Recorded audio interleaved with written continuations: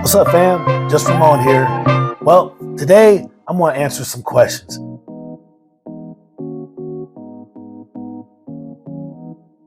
Expectations versus reality. The questions were centered around what did I expect coming out of prison and what the reality was when I did get out. Also dealing with probation too. So I have these 10 questions and I'm going to answer them. So let's get right into it. Question number 1. When you were in prison, what did you think life would be like once you got out? Well, I knew I had a plan. I had a plan. And I always say that if you fail to plan, you plan to fail. So when I get out, I had a plan A, B, C, D, and E. I just knew, but my main plan was to get out and go to Edwin's and go to school. I thought it was going to be, I just knew I was going to be successful because I refused to fail. I refused to be another statistic. And I thought that I would be good. I really did. I thought that, like I said, I had this belief that if you believe in God and if you believe in yourself and you surround yourself by positive people, good things will happen. And so I really thought I didn't think I would struggle. I really didn't, because I had a great support system. I had a plan and I was driven. I knew what I wanted to do. What was the biggest thing you were looking forward to when you were released? If you want to know the honest to God truth, it's my first video. Going to Walmart. Grab one.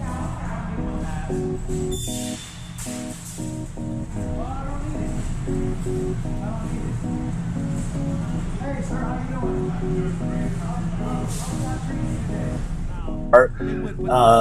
I had heard about, guys were like, man, you can buy your clothes there, you can buy jewelry, you can buy groceries, you can get your car fixed, your oil changed, you can get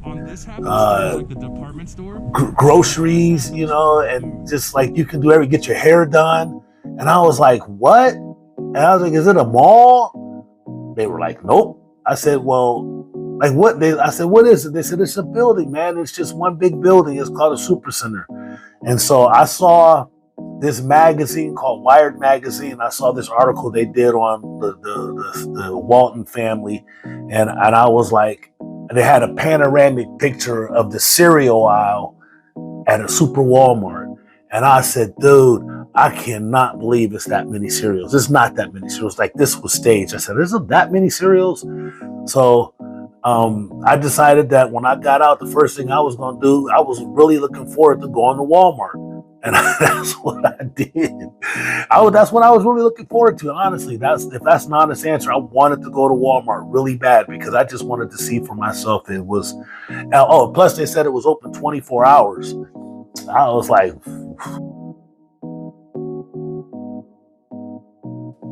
next question. What was the first reality check you experienced after coming home? Wow. I think it'd have to be when my son and his mom took me to Chipotle, and I was getting the soft drinks. That was a whole thing because I couldn't figure out the dang soft drink machine. Before I went in, you asked for a drink. They did it behind the counter. Now they just give you a cup and tell you to go over there and get what you want. And I was over there confused by the machine because it had so many different options. And I think that was one of the things, all the options. So it's two things I want to talk about, the realities. So I realized that we have way more options out here in society than we do in prison. We're limited to what we can get off a commissary and the programs that they allow you to get the packages out of. But so that was one, is that we have a lot of options. The other one was I'm not in prison anymore. And the rules that applied in prison don't apply out here in society, because this guy, I was standing there getting drinks, and this guy, a little short, stocky white guy, walks past me and bumps my shoulder from the back, and he don't even look back. He just didn't pay no attention. He didn't even care. I don't think it even affected him like it affected me, because he hit me, and like, it didn't even hit me. He bumped me, and I was like, I instantly was on defense and like ready to be aggressive and all of this other stuff, and had all these thoughts going through my mind, like I'm getting ready to, like, this man, this thing think I'm a punk, and I had to catch myself, because I had this whole institutionalized mentality that I was getting ready to do, like, this dude think I'm a punk, and especially he's a little white dude, and stocky, and I'm like, man, I'm finna whoop his butt, like, and so I realized the reality was I was not in prison anymore. Like, now I gotta have a different mindset.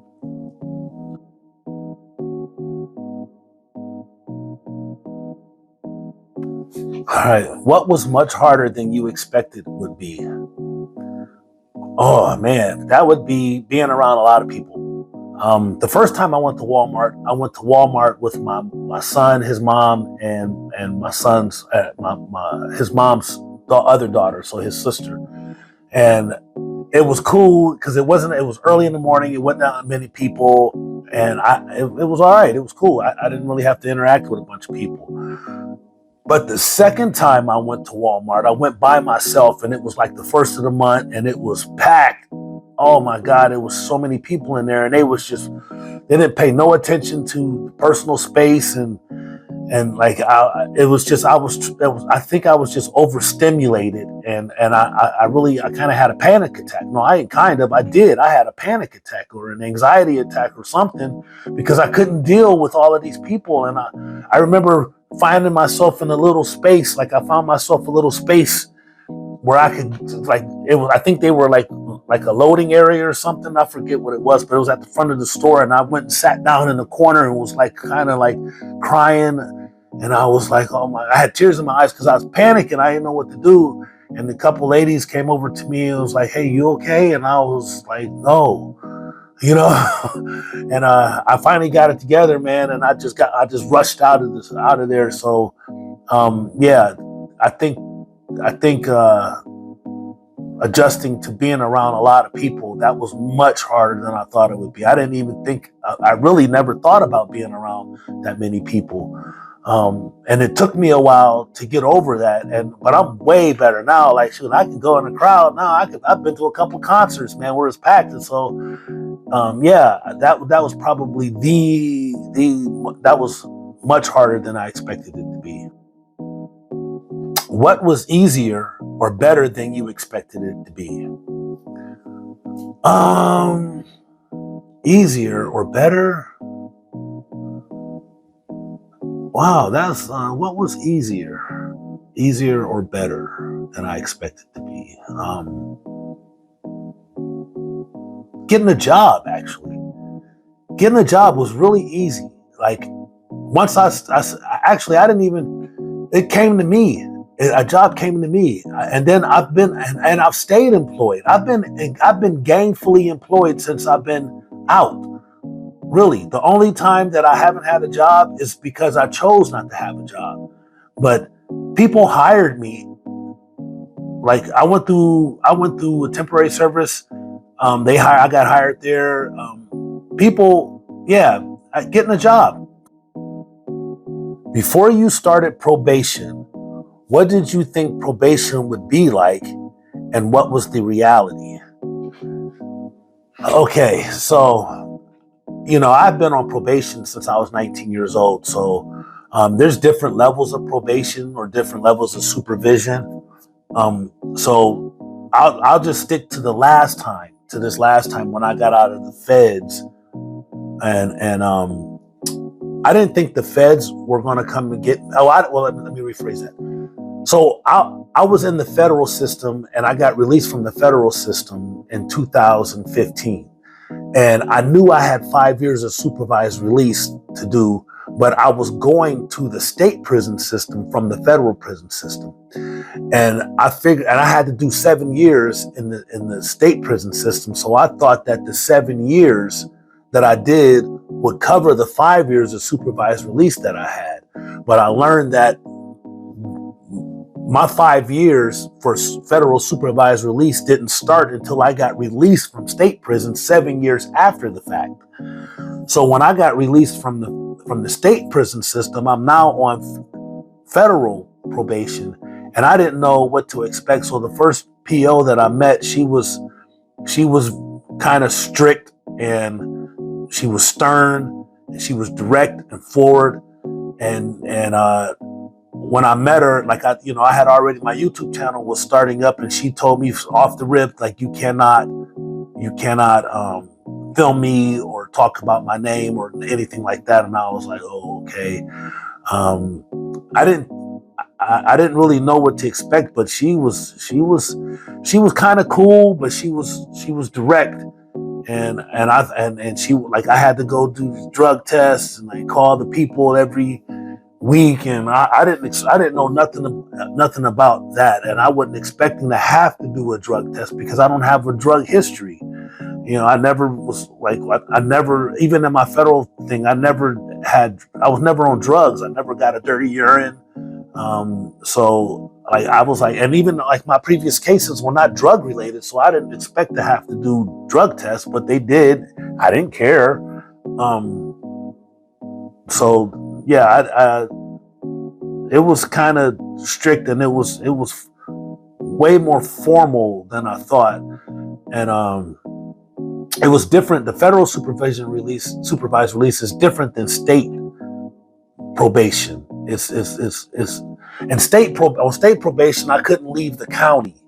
Like on federal probation, I couldn't leave the northern district of Ohio. So Ohio was split into northern and southern districts. I just couldn't go. I think Mansfield was the farthest south that I could go, and that might have been, Mansfield was the farthest south that I could go. That was the cutoff point. So that'll answer that question.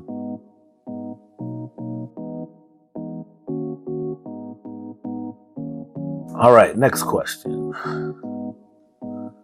How did your relationships with family, friends, and church compare to what you expected?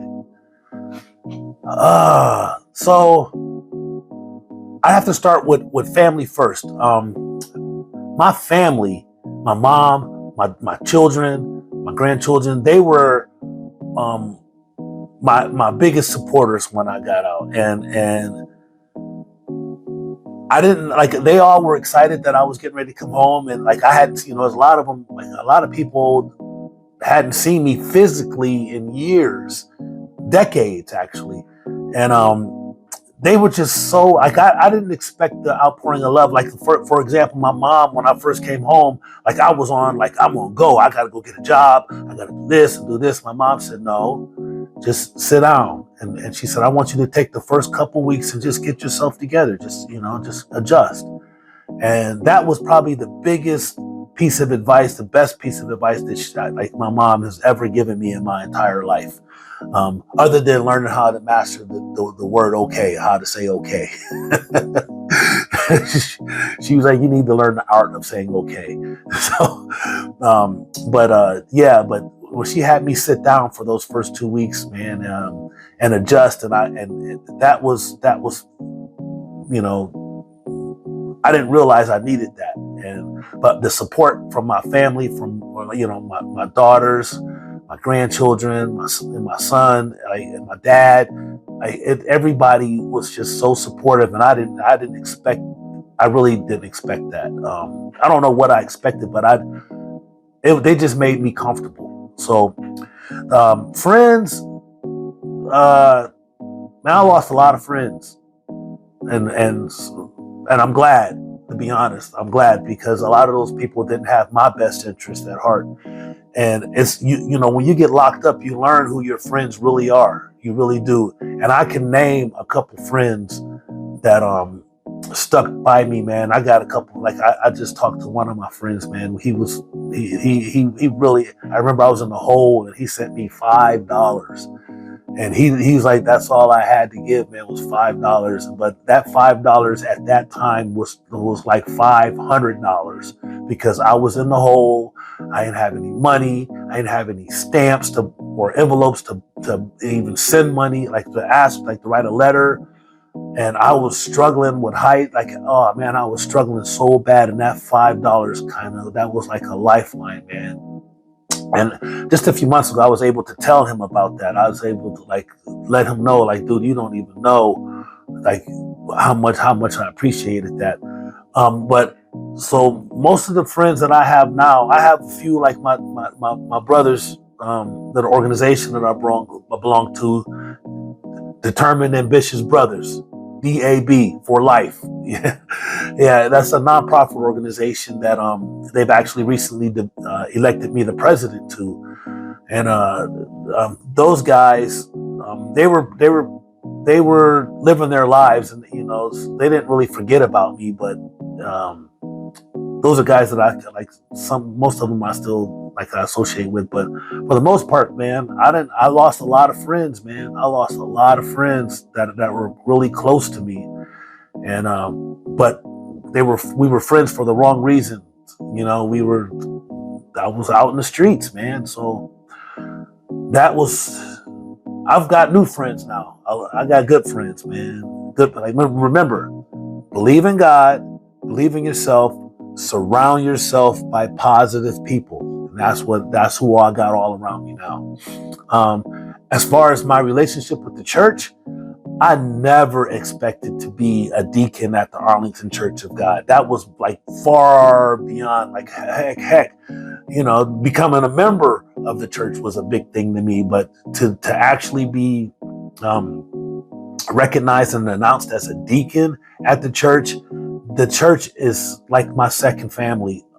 Man, I ain't gonna say like they are my second family.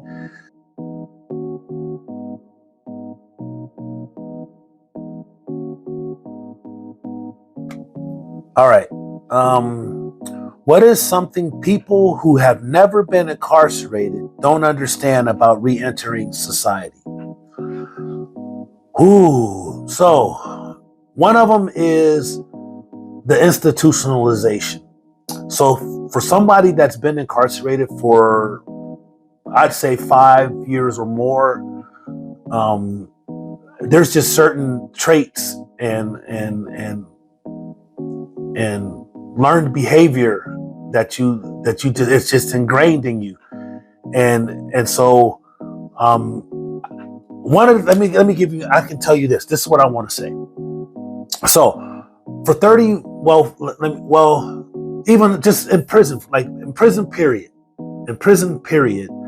the atmosphere is stoked with testosterone. So there's violence. Violence is the answer to a lot of our stuff. Like a lot of our problems is solved with violence. And so I remember one time and this is like my mom, like I don't cuss, right? I used to cuss a lot. And I called my mom one time and we were talking and I was cussing and she was like, "Why are you cussing so much?" And I was like, "Mom, this is an aggressive environment and I have to use an aggressive language. They don't understand, hey, guy, could you please not do that anymore?" They got to be like, it's got to be, hey, you know what I'm saying? So I said, and she was like, "Well, you're not talking to an inmate, you're talking to me." And I was like, "Okay, I'm sorry, Mom." So, but it's just the aggression level in there is so high that when you come out, you're used to that aggression level. And even when you're just being a little assertive, not even aggressive, but just a little assertive, people think that you're being aggressive. So our minor assertiveness, like just our assertiveness out here is assumed to be aggression. And it's not. We're not aggressive at all. Like we're not even like, I'm like, you've never even seen me be aggressive. I'm like, no. And so I think that people don't understand that, we're conditioned in this. I think the same thing with the military might be the same way, is that we're conditioned to have this mentality. And when we come out, like this mentality that we have, like we're not trying to be aggressive, or like how my voice will like rise, but I'm not yelling, and people be like, can you stop yelling? I'm like, I'm not even yelling. I'm just, man, yeah. So the aggressiveness versus assertiveness. We're being assertive where people think we're being aggressive, and it's like it's really frustrating because they're like, "Why are you getting so angry?" And I'm like, "I'm not angry. Why are you getting upset? I'm not upset. Like, I don't even like. You wouldn't like me when I get angry." It's the Hulk like thing, like, like, and so that's what angry to me looks like. But yeah, I think that people like, and then also one of the things that's different for that people don't understand is that inside of prison we have a different set of morals, values, and norms than we do out here. Our code, we actually have a code and rules and stuff in prison. That, and I'm not talking about the book rules, like the prison rules. I'm talking about like everyday prisoner to prisoner, convict to convict rules. Like it's a code in there. It's things like, I know you've heard the statement, snitches get stitches, or rapists get this and this and that. Yeah, there's a code, there's a system in there, and we pretty much police ourselves. Looking back, what lessons from prison and probation have had the biggest impact on your life today? Oh man, so let me break this down into two parts. So the lessons from prisons that impact my life today. Well, from prison, don't let emotion rule reason. And so basically what that says is, don't let your emotions rule you, control your emotions. I've seen a lot of violence in prison. And you learn how to become desensitized to violence. And man, like, so I've seen a lot. And so a lot of things happen in the heat of the moment, and I've seen how emotions can get you caught up. Let your emotions get the best of you will get you caught up. Like for me, I used to have anger issues, very oh my God, I used to have anger issues. I used to black out and just explode. I used to bottle emotions, and then they just bottle, and then I explode on the wrong person for the wrong reason at the wrong time. And every time that I've lost my temper, I ended up in prison or hurt, or I hurt somebody, or a combination or all of the three. So I've learned, like, when I'm out here in society, I've learned not to let my emotions get the best of me. Like I really am in control of my emotions, except for when it comes to like praising God. Sometimes I just cry, or I think that I don't know if I find myself getting teared up when I see emotional stuff, or I see things that are touching, or just, I don't know. I find myself getting teared up, and I wonder if I'm hyper emotional when, but I control it. It's the same thing. It's like I'll be watching something and it'll be just like inspiring or touching, and I'll start, I'll cry, and I'll be like, oh no, I don't want to cry, or something will happen in my life and I'll cry. Like, I'm a crier, and I don't like, and I'm like, is that, I don't know if it's good or bad sometimes, but that's the only time that, like, my emotions, like, other than that, like, you'll never see me like react out of anger. I don't really do that. Yeah. So learning how to control your emotions, and not let them control you. That's probably the biggest thing, the biggest lesson that impacts me today from prison. From probation is, do not take your freedom for granted. Don't do it. People take their freedom for granted. They don't realize what it is to have freedom until it's taken from you. All right, last question. Now that you're off probation, what does freedom mean to you, and what's next for you? I kind of just addressed that in my last, in the other question. Freedom means everything.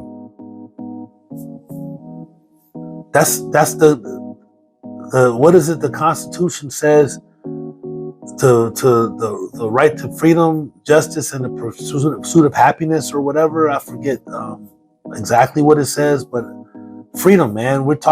People talk about freedom all the time. People take their freedom for granted. Freedom to me means it means everything. It means everything, man. Like, I have that tether off of me. I don't have to worry about it anymore.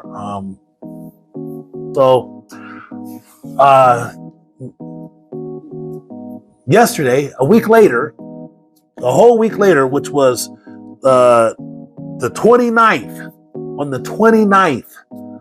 Now, mind you, I got off probation technically on the 24th. I didn't get my termination papers until yesterday, which was the 29th, right? I didn't get my termination papers until the 29th. 5 days later. But I got them. So I'm free. I'm totally free. So I hope that answers your question. Well, what's next for me? What's next for me? I don't know. Like, I'm traveling. I'm going to travel. I'm going to get a passport. That's my next thing. I'm going to go get a passport. I want to go passport. But there's certain countries. Did you know I can't go to Canada? I can't go to the United Kingdom. I can't go to China. I can't go to Australia, New Zealand. They don't allow felons. That's crazy, man. But they don't know what they missed. I'm coming. But all right. Well, you know, I gotta say it. Don't forget to like and subscribe, and don't forget to hit the notification button. You know, I'm sorry, man. I don't know why. That is crazy. It's stupid. It's stupid. Don't blame me. I'm sorry. Just don't worry. So remember, God loves you. So do I. Peace. One love.